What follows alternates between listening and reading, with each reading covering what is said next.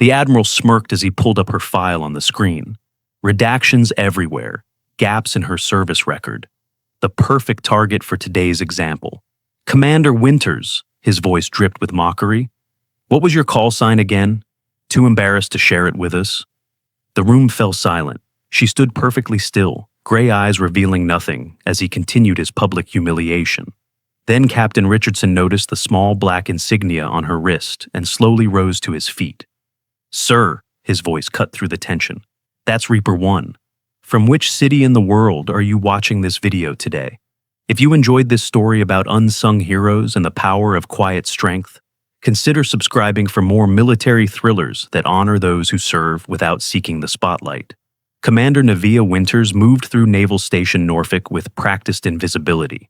5 years in logistics had trained her to blend into the background, a skill she'd possessed long before accepting this post. Her uniform was impeccable but unadorned, her auburn hair pulled back in a regulation bun that hadn't changed style in a decade. The morning sea breeze carried a hint of autumn as flags snapped overhead, marking another Monday inspection. The base hummed with activity as she walked briskly across the quad, nodding occasionally to passing officers but never slowing her pace. Her morning routine never varied. Arrive at 600, review overnight reports, prepare briefing materials, and ensure her department ran with clockwork precision. Predictability offered comfort after years where each day might be her last. "Commander, the Admiral's on a rampage," Lieutenant Farrow whispered, falling into step beside her. "New guy's trying to make a statement." Nevea nodded once. "Thanks for the warning. Word is he's been pulling personnel files all weekend, digging for dirt." Farrow glanced around nervously. "Thought you should know." Admiral Garrick Thorne had arrived 3 weeks ago with a reputation that preceded him. Political connections had accelerated his rise through ranks, his chest heavy with decorations earned behind desks rather than under fire. Norfolk represented another stepping stone in his calculated ascent toward Joint Chiefs consideration. In her office, Nevea reviewed her presentation materials one final time. The logistics efficiency report showed marked improvements under her leadership. Not that she expected Thorne to acknowledge them.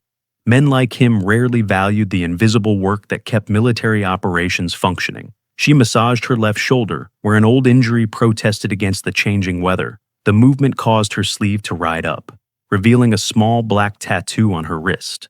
She pulled the fabric down with practiced swiftness, though no one was watching.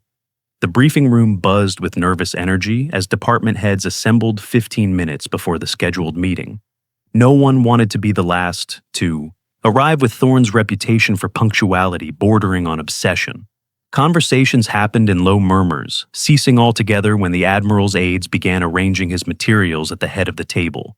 Thorne entered like a storm front, his aides scrambling in his wake.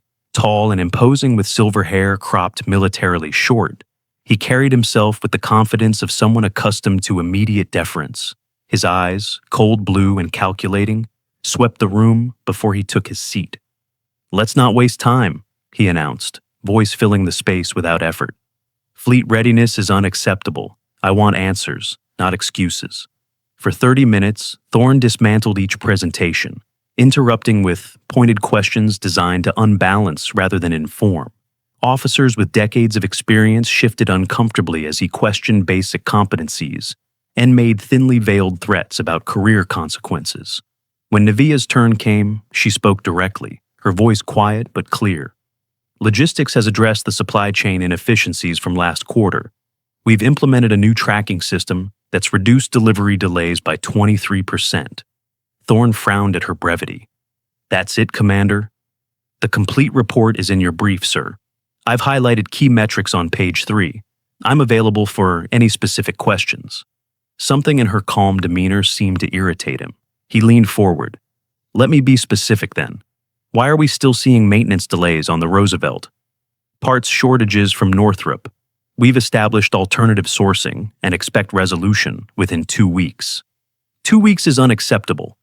The alternatives were 4 weeks with the primary contractor or compromising part specifications. Neither seemed prudent, sir." Thorne continued his questioning, growing increasingly aggressive as Nevea offered solutions rather than defensive posturing. The more composed she remained, the more his irritation visibly grew. Captain Ozias Richardson watched the exchange with interest from across the table. At 62, Richardson had served long enough to recognize the dynamics playing out. The Admiral was looking for submission, not solutions. What intrigued him was Winter's response, not the practiced diplomacy of a career staff officer, but the unruffled composure of someone who had faced far worse than an aggressive superior. As the briefing concluded, Thorne remained standing. "One more item. I'll be conducting personnel reviews in the main wardroom immediately following this meeting." His gaze lingered on Nevaeh. "All department heads will attend."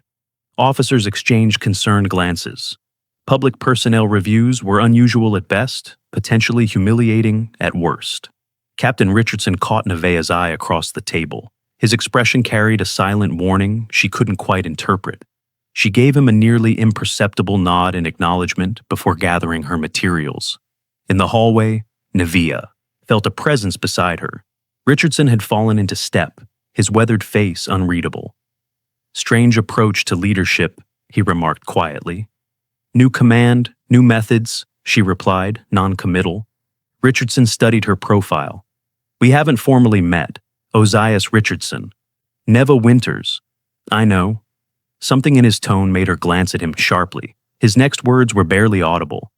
"You look different from your file photo." Before she could respond, they reached the wardroom doors. Richardson moved ahead, leaving Nevaeh with an uneasy feeling she hadn't experienced in years, the sensation of being recognized. The main wardroom had been arranged with a large projection screen at the front. Officers found seats, the atmosphere tense with anticipation. Admiral Thorne entered last, flanked by his executive officer and a communications specialist carrying a laptop. "Naval excellence requires accountability," Thorne began, pacing slowly. "I've reviewed personnel files for key positions across this command. Some impressive records, others—" His eyes swept the room, raised concerns. For the next 20 minutes, Thorne performed rather than conducted reviews, displaying selected personnel files on the main screen for all to see. He highlighted commendations for officers he favored and questionable decisions for those he didn't. It was unusual, uncomfortable, and, Nevaeh suspected, likely against protocol. "Let's discuss Commander Winters," Thorne announced, nodding to his aide. The screen displayed a service record riddled with redactions and unexplained gaps. Sections marked classified outnumbered the visible text. Nevaeh maintained her composure, though inwardly she tensed. Her file shouldn't be accessible beyond the superficial details, even to someone with Thorne's clearance. "Quite the Swiss cheese resume, Commander," Thorne remarked, smirking. "Care to explain these holes?" "Security clearance restrictions, sir," Nevaeh replied evenly. "Seems excessive for a logistics officer." He scrolled through the document, pausing at a heavily redacted section. "Transferred from Naval Special Warfare Command in 2020. No specific unit listed." The room had gone quiet. Captain Richardson watched with growing intensity, his eyes narrowing as he studied Nevaeh's profile. "What happened there, Commander? Failed out of training?" Thorne's voice carried mock concern. "Is that why there's no call sign listed? Too embarrassing to remember?" Several officers looked down uncomfortably. Using a potential training failure as public fodder crossed an unspoken line. Nevaeh stood perfectly still, her expression unchanged, though something in her gray eyes hardened to steel. "I asked you a question, Commander. What was your call sign?" The silence stretched uncomfortably. Junior officers exchanged glances. As Nevaeh adjusted her stance slightly, her sleeve shifted. Captain Richardson's eyes widened as he caught sight of the small black insignia in the shape of a scythe on her wrist. "When a superior officer asks you a direct question, Commander—" "Admiral," Richardson interrupted, rising slowly from his seat. "If I may." All eyes turned to the captain. Richardson rarely spoke in group settings, making his intervention all the more noticeable. "You have something to add, Captain?" Thorne's irritation at the interruption was poorly disguised. "Yes, sir. I believe I can answer your question about Commander Winters' call sign." Thorne scoffed. "You know the commander's call sign?" "I do." Richardson's tone shifted, taking on an almost reverent quality. "That insignia on her wrist is from Task Force Erebus." He paused, letting the words land. "She's Reaper 1. The room went absolutely silent. Then a young lieutenant whispered, "That's impossible. Reaper 1 is a ghost story." Senior officers straightened in their seats. Several exchanged knowing glances while others looked confused. Thorne looked from them to Richardson, confusion giving way to dismissive skepticism. "What the hell is a Reaper 1? Richardson spoke quietly, but his voice carried. "Sir, Task Force Erebus conducted the most classified operations in modern naval history. Their missions remain redacted even at your clearance level." He gestured respectfully toward Nevaeh. "Reaper 1 led the team that extracted the Moscow hostages in 19, the same operative who eliminated the Al-Badri network single-handedly after they killed her team."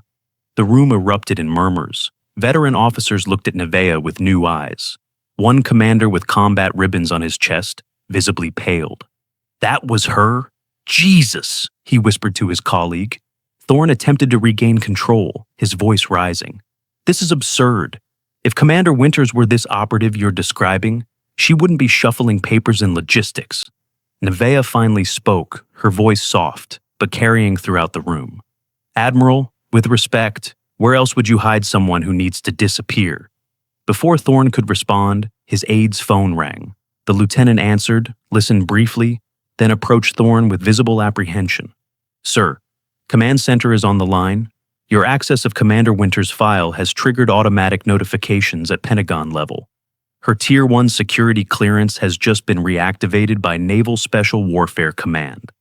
As if on cue, phones began ringing throughout the room. The communications specialist monitoring Thorne's laptop looked up with alarm. "Sir, we're getting priority communications from Nav Spec Warcom and the CNO's office." Thorne's face flushed, then drained of color as realization dawned. The room erupted in controlled chaos as officers checked devices and whispered among themselves. Nevaeh remained perfectly still, her eyes never leaving Thorne's face. "Admiral," she said, still quiet, still composed, "I believe this review is over." Without waiting for dismissal, she turned and walked calmly from the room. The doors closed. Behind her, with a soft click that somehow carried more authority than any shouted order. 3 days later, Nevaeh sat across from Admiral Lysandra Vega, the Chief of Naval Operations, who had arrived personally to handle the situation. They met not in an office, but on a bench overlooking the harbor, away from prying ears. "He's being reassigned," Vega said without preamble. "Remote administrative position in the Pacific." Nevaeh nodded once. "That seems appropriate." "He didn't know who you were, Nevaeh. That was the point of your cover. His behavior had nothing to do with my identity, Admiral. That's why it matters." Vega, a formidable woman whose career had broken numerous barriers, studied her. 5 years in logistics, was it helping? Nevaeh watched a destroyer move slowly through the channel. "Some days." She touched her shoulder unconsciously. "Not enough. The Kandahar operation wasn't your fault. You got those hostages out alive despite impossible odds. My team is still dead." Vega nodded, understanding the weight those 4 words carried. "What now?" "I'd like a transfer, somewhere quiet." "You could return to the task force. They've been asking." Nevaeh shook her head. "I've seen enough war." "The world hasn't seen enough of you, Commander." Vega stood, straightening her uniform. "Take some leave. I'll have new orders for you within the week, somewhere you can breathe." Before leaving Norfolk, Nevaeh wrote a note and sealed it in an envelope for Admiral Thorne. 7 simple words.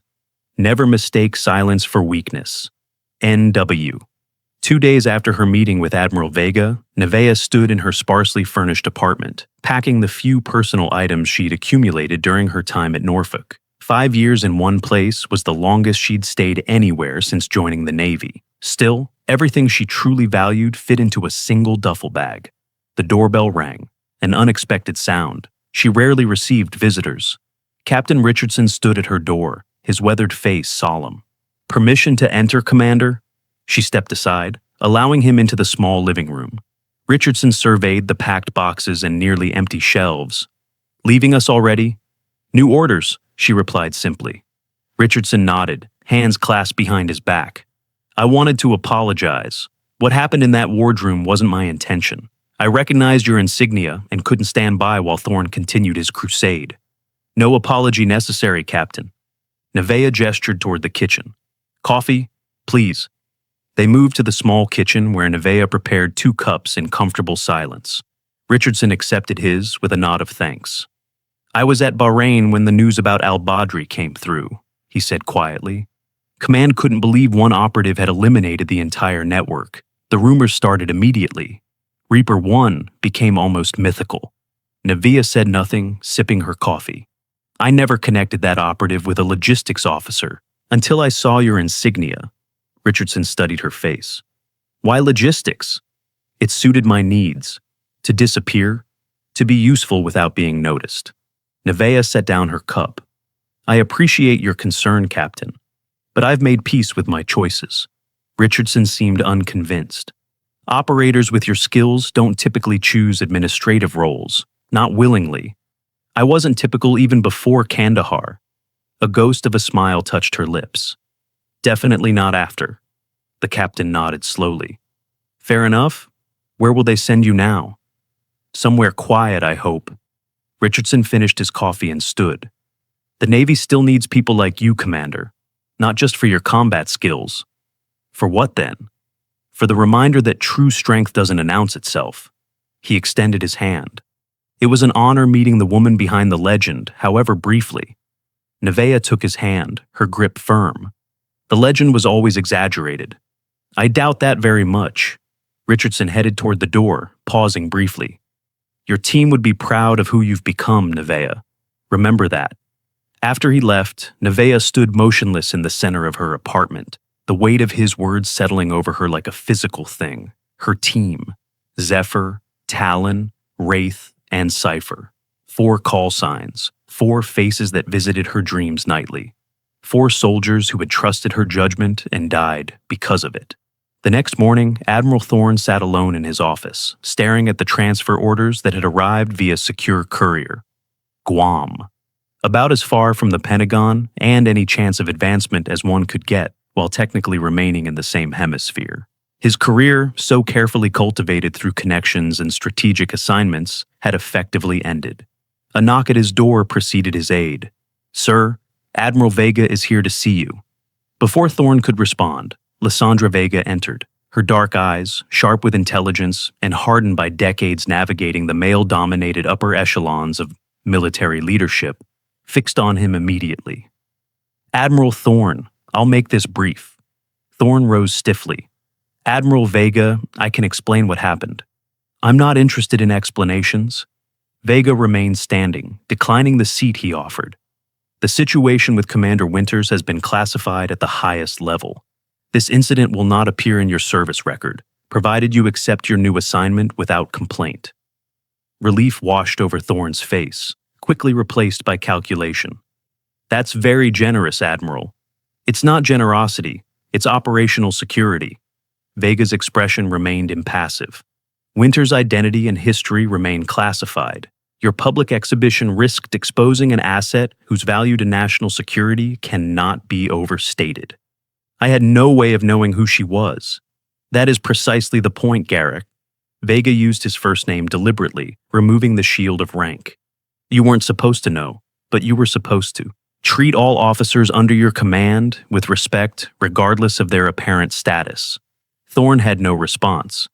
Your behavior revealed a fundamental character flaw. Vega continued. You lead through intimidation rather than inspiration. You confuse humiliation with discipline.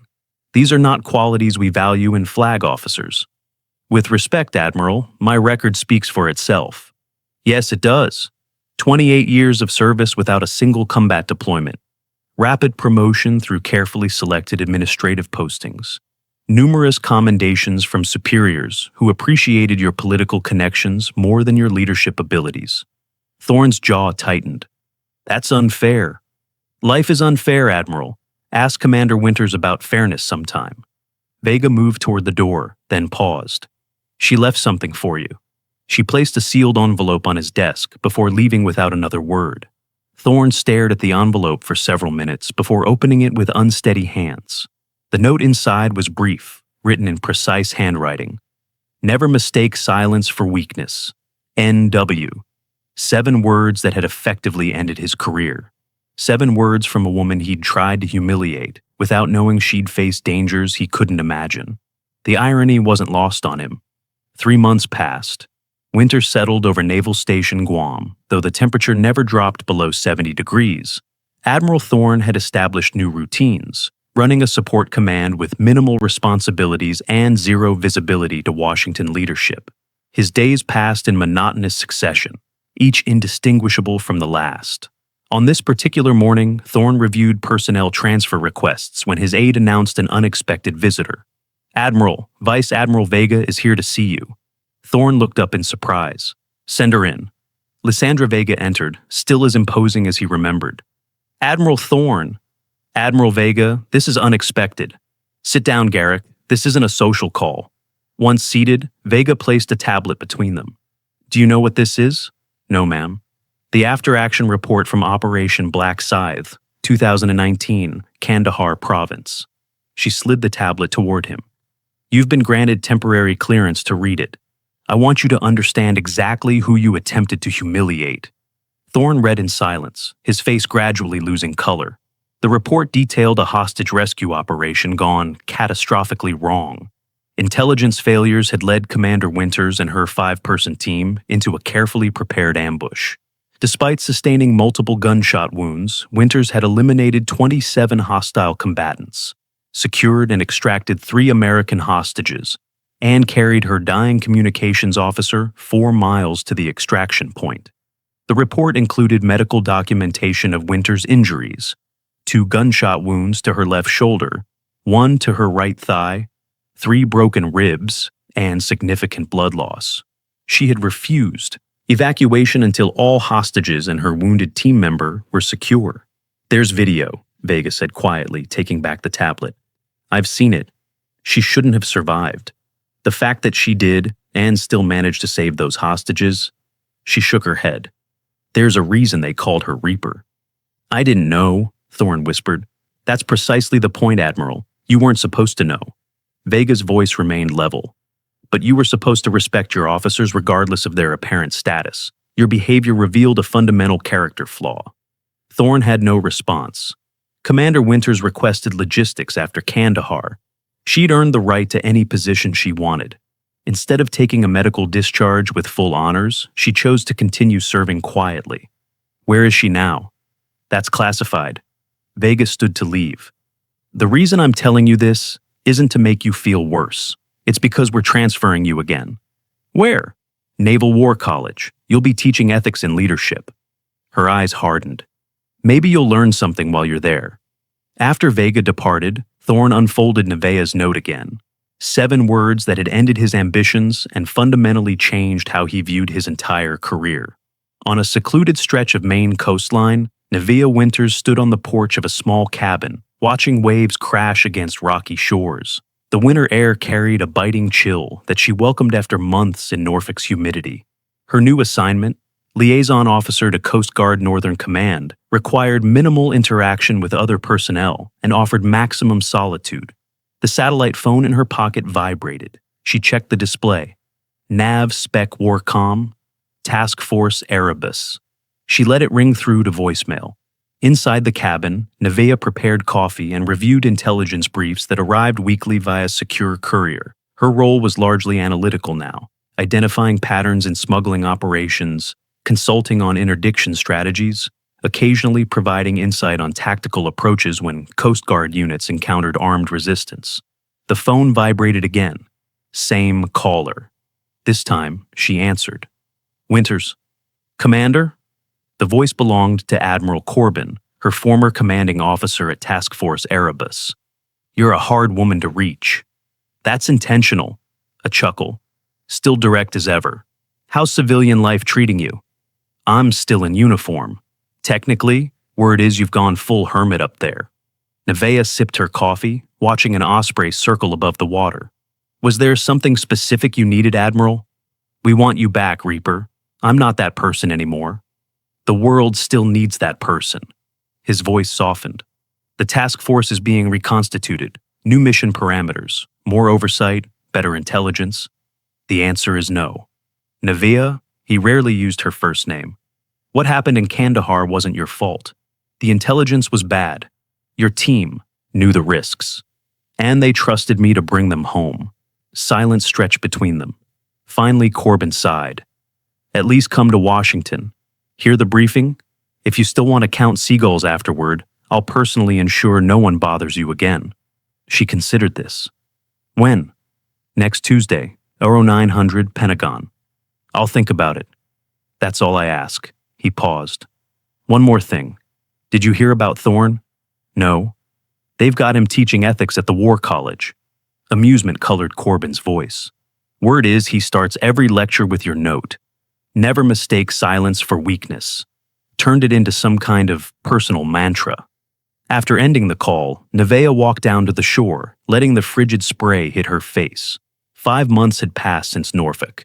The nightmares had decreased from nightly to weekly. The phantom pain in her shoulder only flared during storms. Progress of a sort. She picked up a smooth stone and skipped it across the water's surface. 4 jumps before sinking. 1 for each team member lost in Kandahar. The task force wanted Reaper 1 back. The question was whether Nevaeh Winters was ready to become that person again, or if that identity had been buried permanently beneath logistics reports and quiet anonymity. On the beach, she moved through combat forms, her body remembering what her mind wanted to forget. Each strike, each pivot, each controlled breath represented years of training and experience. The deadly efficiency that had earned her the call sign, Reaper, remained, dormant but not diminished. As darkness fell, Nevaeh returned to her cabin and opened a locked drawer in her desk. Inside lay a small black insignia in the shape of a scythe, the symbol of Task Force Erebus. She traced its outline with her fingertip, remembering the weight of responsibility it represented. The choice before her seemed impossible: remain in self-imposed exile or return to the world that had both defined and nearly destroyed her. Either way, Admiral Thorne had inadvertently forced her to confront what she'd been avoiding for 5 years. Perhaps that was the real lesson. Silence wasn't weakness, but neither was it healing when used to avoid facing one's past. Nevaeh closed the drawer without replacing the insignia. Instead, she pinned it to her civilian jacket, the first time she'd worn it openly since Kandahar. A small step, but significant. Tomorrow, she would give Admiral Corbin her answer.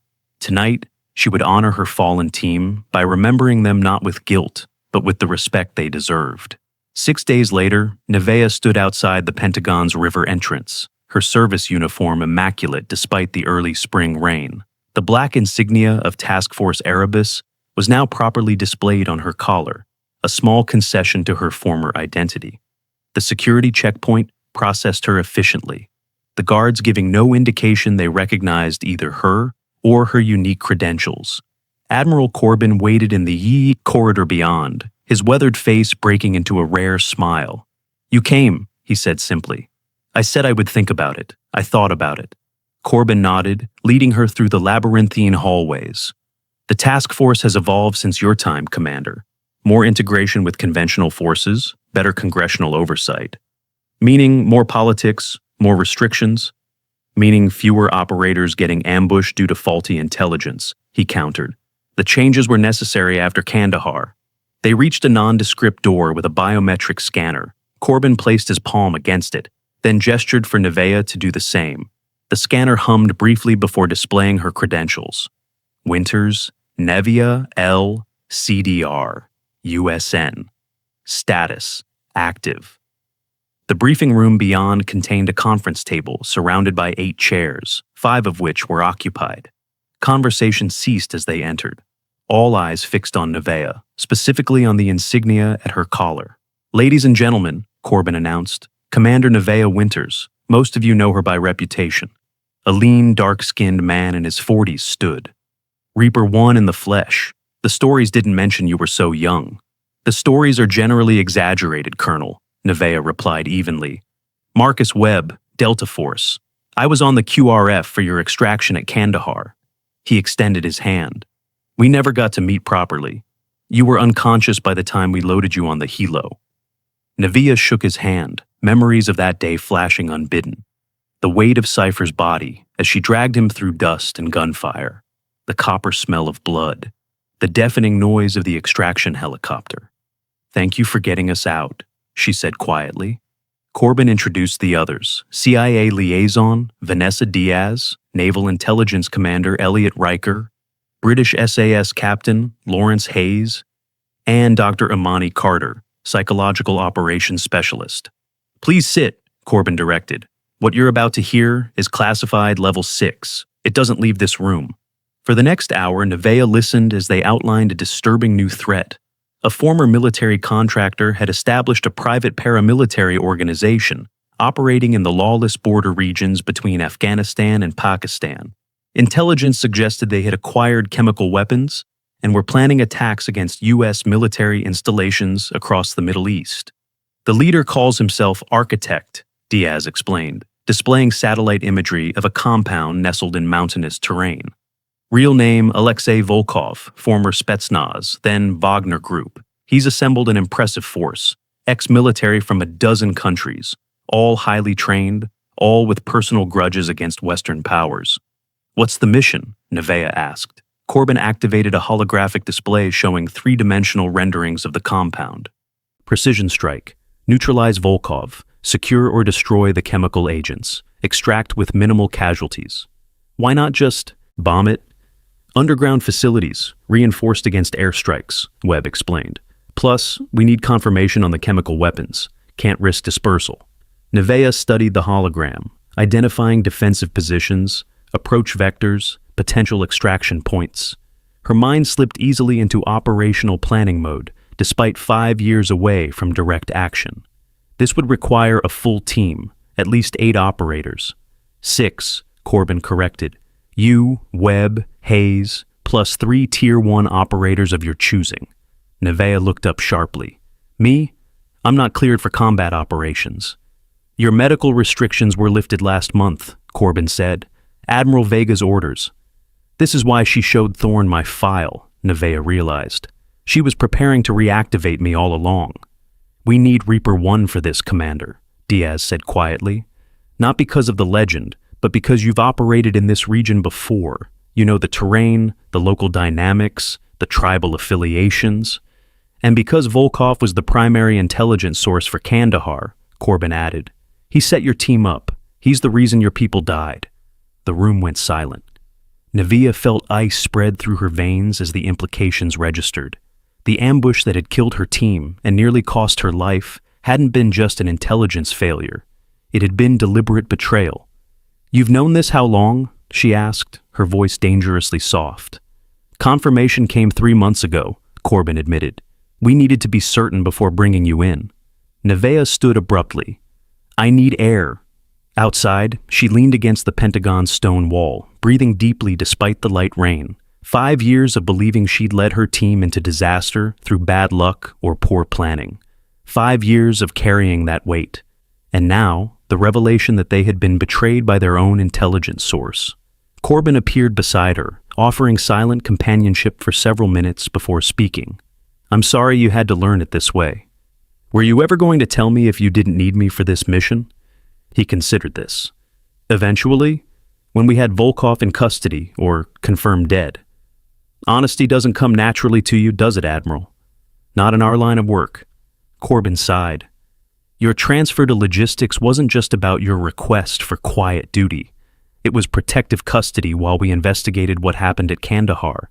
Too many inconsistencies, too many convenient failures. So, I was hidden in plain sight while you hunted a ghost. And now the ghost has resurfaced with chemical weapons and a vendetta. Nevaeh pushed away from the wall. I'll take the mission. Just like that? Just like that. Her eyes met his, harder now than they'd been inside.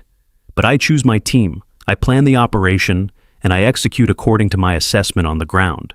No political oversight committee second-guessing tactical decisions. Corbin nodded slowly. I can make that happen. One more condition. When this is done, when Volkov is eliminated, I want the full file on Kandahar. Everything you've learned, everything you've suspected, no redactions. Agreed. 3 weeks later, on a cold beach in Coronado, California, 20 SEAL candidates struggled through their morning physical training. Lieutenant Commander Kailara Diaz watched them with arms crossed, her dark eyes missing nothing as they performed punishing sets of burpees in wet sand. Faster, Lambert. My grandmother moves quicker than you, and she's been dead for a decade. As they finished their final set, Diaz allowed them a brief water break. One candidate, Ensign Mercer, approached cautiously. "Ma'am, permission to ask a question?" "Make it fast, Mercer." "Is it true what they say about Reaper 1, that she was a woman who took down the Al-Badri network solo?" The other candidates quieted, listening. Rumors of the legendary operative had circulated through naval special warfare for years. Diaz studied the group carefully before responding. "In our line of work, the ones you never hear about are the ones you should respect the most. The quiet ones who never seek recognition are often carrying the heaviest burdens." She pointed back to the training course. "Now, give me 5 more miles before breakfast." As the candidates groaned and began their run, Diaz checked her secure phone. The message was brief. "Package confirmed, 0 casualties coming home, RO." She allowed herself a small smile before pocketing the device and jogging after her trainees. In Washington, D.C., Admiral Vega sat across from Admiral Thorne in her Pentagon office. 3 months at the Naval War College had visibly changed him. The arrogance had diminished, replaced by a thoughtfulness that hadn't been there before. "The ethics program is showing promising results," Thorne reported. "We've implemented case studies focusing on leadership under pressure, moral decision-making in ambiguous circumstances, and the ethical implications of authority." "Including your own case study, I understand," Vega noted. Thorne nodded, no longer defensive. "My experience with Commander Winters provided valuable insights that resonated with the students. The most important lessons often come from our failures." "And what would you say is the primary lesson from that failure?" "That true authority comes from character, not rank. That leadership requires seeing the worth in every person under your command, regardless of their apparent status." He paused. "And that strength often resides in those who never feel the need to display it." Vega studied him thoughtfully. "Perhaps there's hope for you yet, Garrick." "I'd like to think so, Admiral." He hesitated. "May I ask about Commander Winters, how she's doing?" "That information remains classified." Thorne nodded in understanding. "Of course. Please convey my apologies if the opportunity arises." "I'll do that." Vega stood, signaling the end of their meeting. "Continue. Your work at the War College, Admiral. Your students need the perspective you've gained." After Thorne departed, Vega opened a secure terminal and reviewed the latest report from Operation Silent Vector. Commander Winters and her team had successfully neutralized Volkov and secured the chemical agents with minimal collateral damage. The mission parameters had been followed precisely. The execution, flawless. Reaper 1 had returned to form. Dawn broke over the main coastline in brilliant oranges and reds. On a small fishing boat, anchored in a secluded cove, Nevaeh Winters sat watching the sunrise, a cup of coffee warming her hands. 3 months had passed since the operation against Volkov. The nightmares had changed, no longer focused on what she had failed to do in Kandahar, but on what she had successfully accomplished in Pakistan. The knowledge that her team's death had resulted from betrayal rather than her own misjudgment had lifted a weight she'd carried for years. Eliminating Volkov had provided a measure of justice, though not peace. That would come more slowly, if at all. The secure satellite phone she kept locked in a waterproof case began to vibrate. Only 3 people had this number. She answered with a simple, "Winters." "We need you back, Reaper." Admiral Vega's voice was tight with urgency. "Just one more mission. There's no one else who can do this." Nevaeh watched a seagull circle overhead, feeling the familiar weight settle across her shoulders once more. "I'll be there in 24 hours. As she ended the call and turned to prepare, the rising sun illuminated the small black scythe insignia now worn openly on her jacket. The silence she had cultivated had given her peace for a time, but some whispers carried across oceans, and some legends never truly retired. She touched the insignia briefly, remembering Richardson's words at Norfolk. Never mistake silence for weakness. Some lessons were worth teaching more than once. Inside the cabin, she opened the safe containing her mission files and the complete Kandahar report Corbin had provided as promised. Among the documents lay 5 photographs, her team from Task Force Erebus, Zephyr, Talon, Wraith, and Cypher. 4 soldiers who had become family, their faces forever young in these images. "It wasn't my fault," she told them quietly, "but I finished the mission, just like we always did." She packed efficiently, muscle memory taking over as she prepared for deployment. The logistics officer was disappearing once more, replaced by the operative the world knew as Reaper 1. It wasn't a transformation she had sought, but perhaps it was one she needed. As her boat cut through morning mist toward the mainland, Nevaeh considered the strange path that had led her here. Admiral Thorne's attempt to humiliate her had instead forced her to reclaim an identity she'd tried to abandon. His public display of dominance had backfired spectacularly, revealing true strength in the person he'd targeted as weak. The irony wasn't lost on her. In Newport, Rhode Island, Thorne stood before his ethics class, discussing the nature of authority versus leadership. On the projection screen behind him, a quote stood in bold letters: "Never mistake silence for weakness." Leadership isn't about the loudest voice or the highest rank, he told his students. It's about recognizing strength in all its forms, especially when it doesn't announce itself. A student raised her hand. "Sir, where did that quote come from?" Thorne smiled slightly. "From someone who taught me the most important lesson of my career. Someone I misjudged completely because I couldn't see past my own preconceptions." "Did you ever apologize to them?" "Not directly, but I try to honor the lesson by teaching others." He glanced at the quote again. "Sometimes the quietest voice in the room is the one most worth listening to." At the Pentagon, Admiral Corbin reviewed personnel files for an upcoming operation. The target was high value, the political implications significant. He needed a team that could execute with surgical precision and absolute discretion. His aide entered with a secure tablet. "Commander Winters has confirmed, sir. She'll be here at 0900 tomorrow." Corbin nodded, allowing himself a moment of satisfaction. "Inform the rest of the team. We begin planning as soon as she arrives." "Yes, sir." The aide hesitated.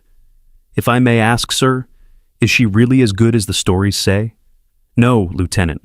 Corbin returned to his files. "She's better." On an airfield in Maryland, a military transport prepared for departure. Neva Winters boarded with a single duffel bag, nodding to the crew chief before taking her seat. The aircraft would carry her back to a world she'd once tried to leave behind. A world of shadows and whispers, of precise violence and quiet strength. As the engines roared to life, she closed her eyes and centered herself. Reaper 1 had work to do. The silent operator would once again let her actions speak where words failed. Have you ever known someone who never asked for recognition, but deserved more than anyone else? Someone whose quiet strength spoke volumes louder than any boast? The true heroes are often those whose greatest accomplishments remain untold. Their power evident not in what they claim, but in what they achieve without fanfare. From which city in the world are you watching this video today? If you found meaning in this story of unrecognized strength, consider subscribing for more narratives that honor those who serve with quiet dignity.